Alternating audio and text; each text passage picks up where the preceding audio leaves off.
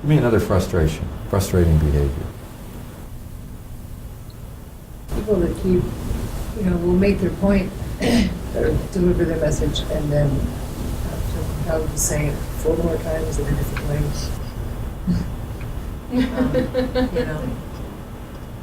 That's Okay. You sure you're not a D? Yeah, I'm sure. Sure you are now? With this. Yeah. We'll take this one. I think it's probably time for a break. But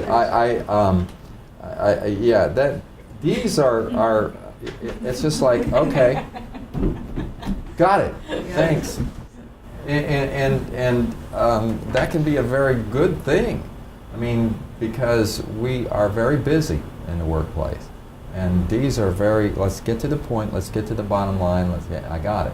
Now, who would be the people who would not be like that? Well, S's, for instance, are going to take a lot of time. They want to make sure that we've covered everything.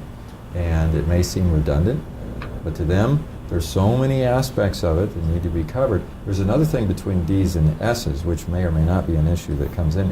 It's pace. D's are fast pace, and they want to move on.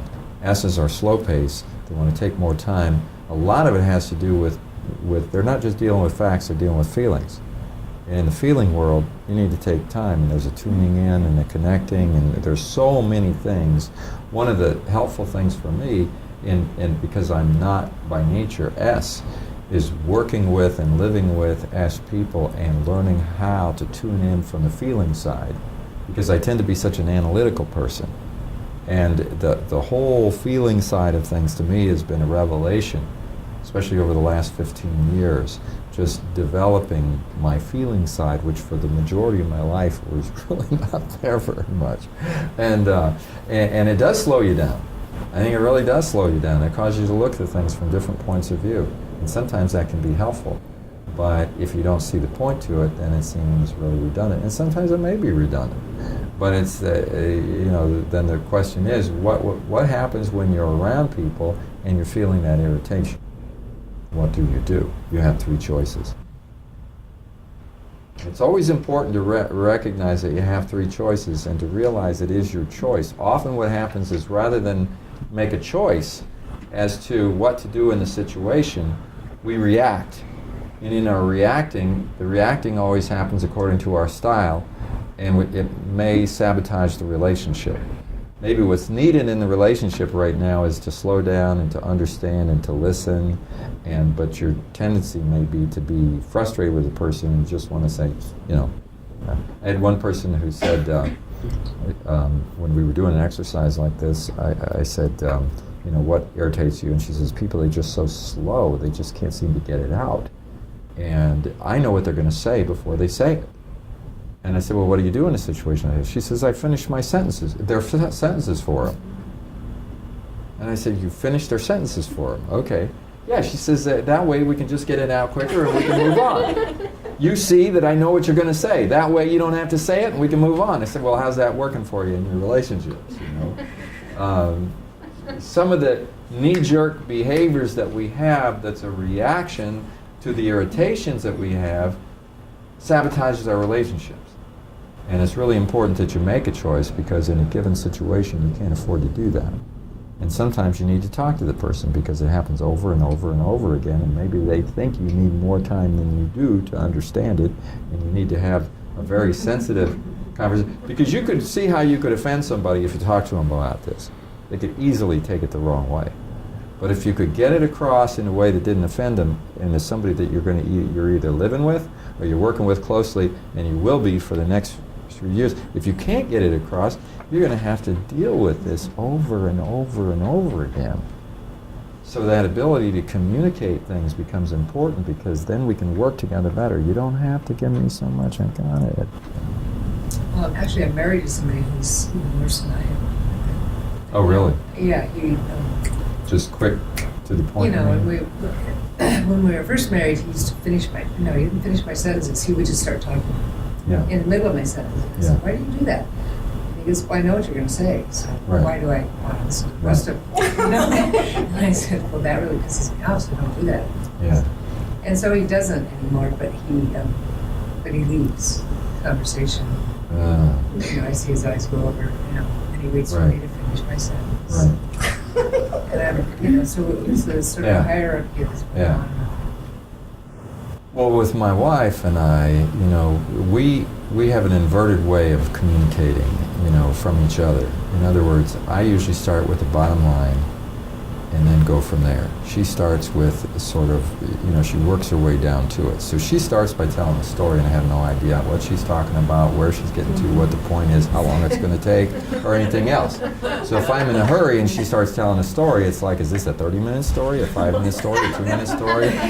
Is this something personal, something business, something important, just casual? I have no idea. I have to listen to the whole story to find out what it's about.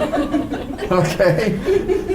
And it can be an irritation if like, because my office is in my home and I'm really busy trying to do something, she starts telling me a story.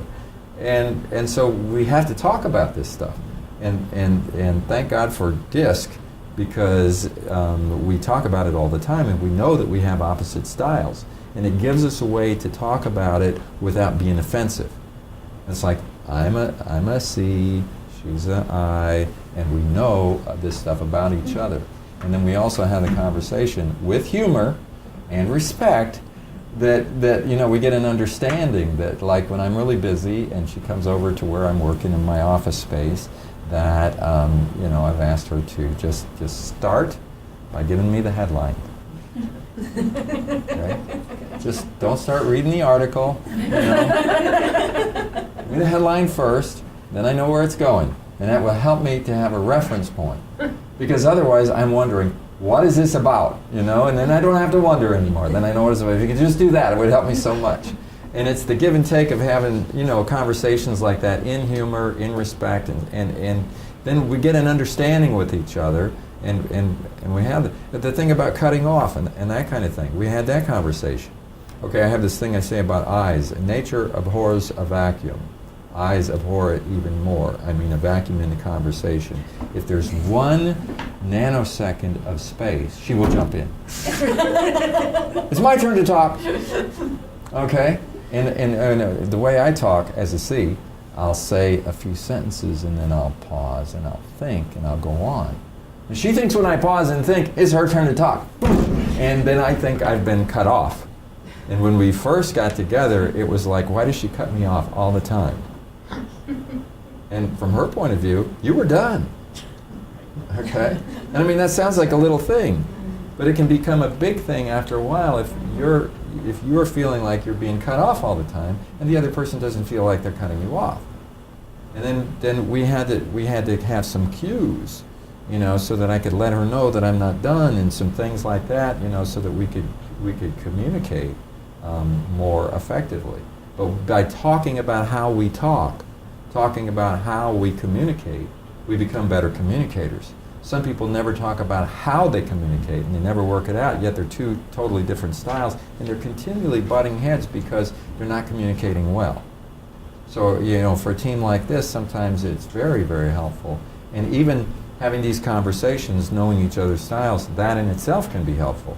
But having those dialogues about how we can work together and communicate better, it helps us to become a better team.